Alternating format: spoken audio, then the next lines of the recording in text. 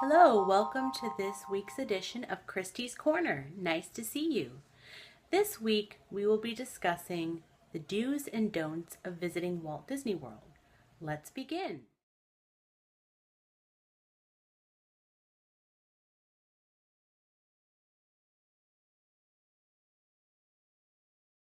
Do plan ahead. Set a budget of what you plan on spending and set aside some petty cash for incidentals. Make sure you leave early enough to beat the crowds to not lose valuable time in the parks.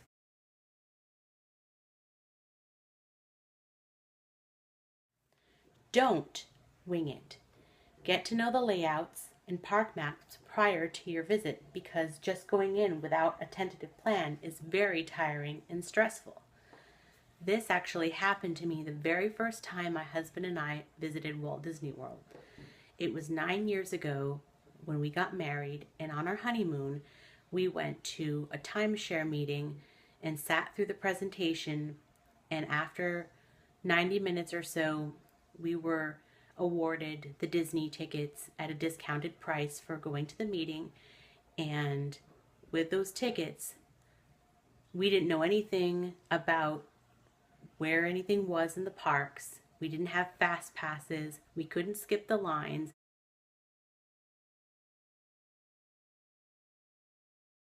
Do schedule and use FastPass Plus.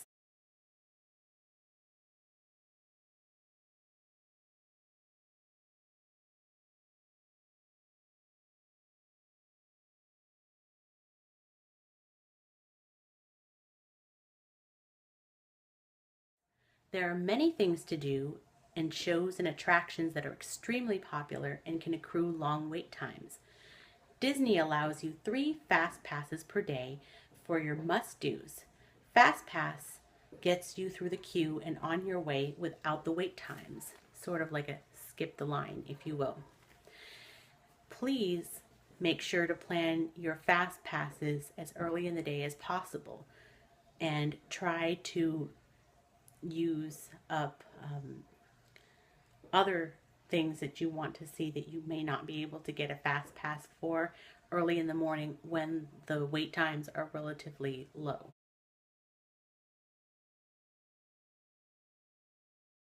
And don't think that you can do it all. This is a huge misconception for a lot of Disney fans.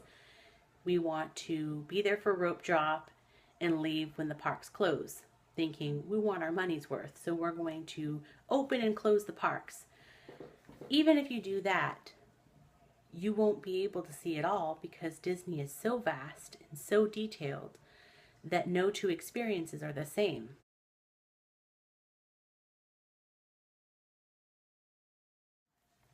Do stay on property.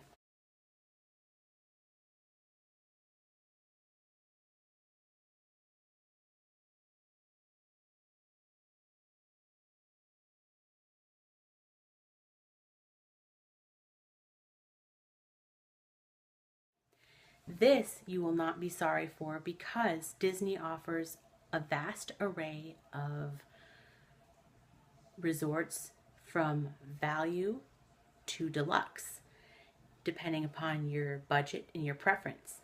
The value resorts start at just $100 a night, which is comparable to your Holiday Inn or any budget hotel off property. Plus, it offers the same amenities as all the other resorts, as free transportation to and from Disney Springs and the parks, extra magic hours, which is not available to people staying off property, which is to be able to enter the parks an hour before they open on specific days for that park, or stay up to 3 hours after the park closes on those specific days. And 3, you are constantly immersed in the Disney magic from even after you leave the parks. From the moment you step on property, you're in the Disney bubble. So that's something that I really like.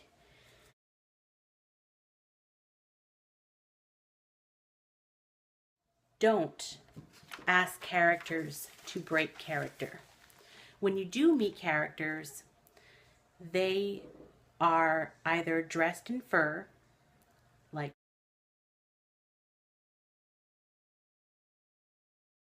Pluto, Mickey, Donald, um, any of the fur characters, and they're not allowed to talk to you no matter what questions you ask, or if you tickle them or whatever. They could get fired for that. So my tip would be to be courteous, be polite, and only ask yes or no questions so that they can either nod their heads or make a nice gesture, but don't ask them things like, so have you been to Universal Studios, or what's your favorite movie, things like that, because they won't be able to respond to you. And another thing, you can't do that with the face characters either. Those are the princesses and the ones that talk, like Tinkerbell, Cinderella, Jasmine, Ariel. They can't break character either. So asking them to do so could cost them their job. So basically, don't ruin the magic for the little kids around you either. Just say, hi, have you had a nice day? Have you seen Prince Eric lately? I saw Drizella and Anastasia by the castle wall, and I told them not to be so mean to you from now on. Things like that, and they will take note of that because it makes their job so much easier, because they have to stand there all day long and interact with guests.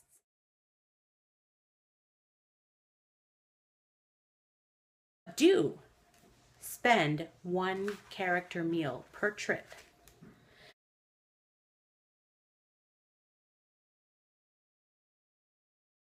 This I like because in character meals, you can sit down and have the convenience of being in the air conditioning and enjoying a sumptuous meal while meeting a variety of characters that otherwise you would have had to wait in queue for.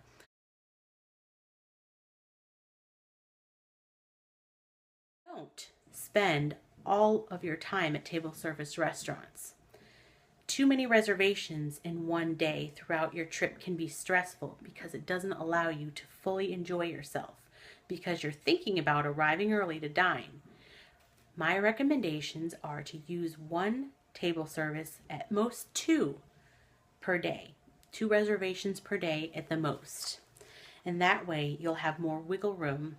Plus, quick service dining options are plentiful, delicious, and half the price of most table service restaurants.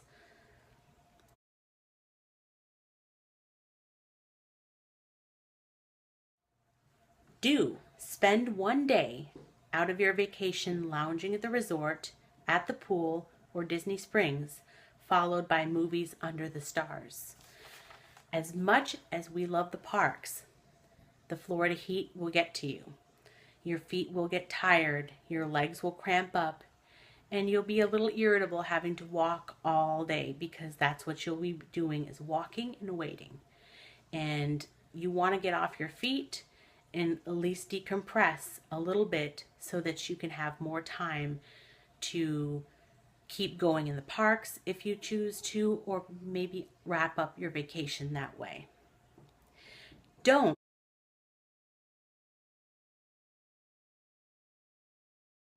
leave the parks early after the parades. Animal Kingdom in particular, this is what I've heard people do after the 3:45 parade. A lot of people leave because they figure that's it, there's nothing else to experience. They do have nighttime shows there that are really spectacular. So what I encourage people to do, not just for one park in particular, but for all four of the theme parks, check the times, check the schedules, ask cast members, and basically, just if you need to leave, go to your resort, take a nap, go to the pool, and come back, because there's a lot of things that you could be missing by leaving.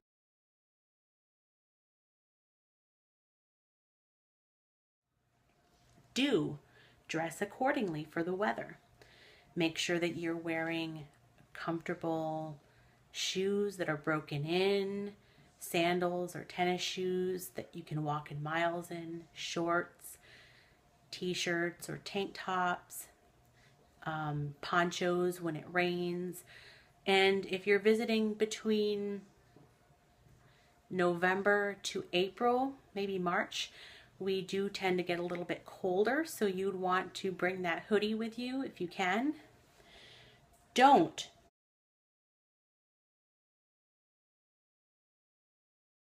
dress just like a Disney character, because you will be asked to leave the park or not admitted. This actually happened to one lady that wanted to go into the park and they would not allow her because she would have confused the young children because she looked just like one of the characters, and I won't mention who. Disney bounding like this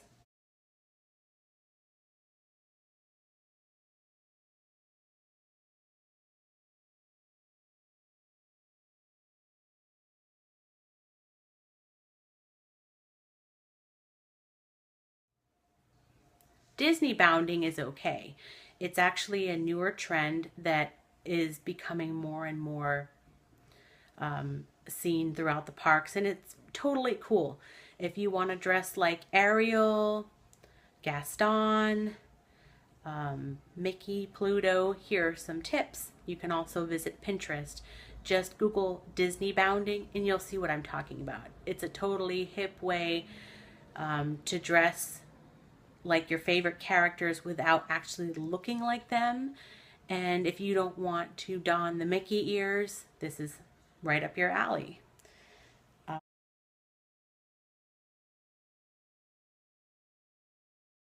Don't be rude to cast members. They're just simply trying to make your day and everyone else's more magical. So smile at them, thank them, and I assure you it'll make their day.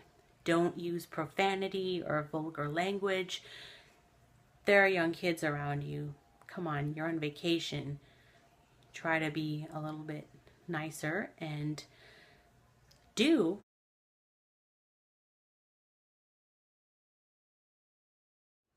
have your best attitude with you, because you're at Disney, the happiest place on earth, and that's something in itself to smile at. So if I've forgotten anything or I've left some things out that I should touch on, feel free to leave me comments, because I read them and I would love to hear your input.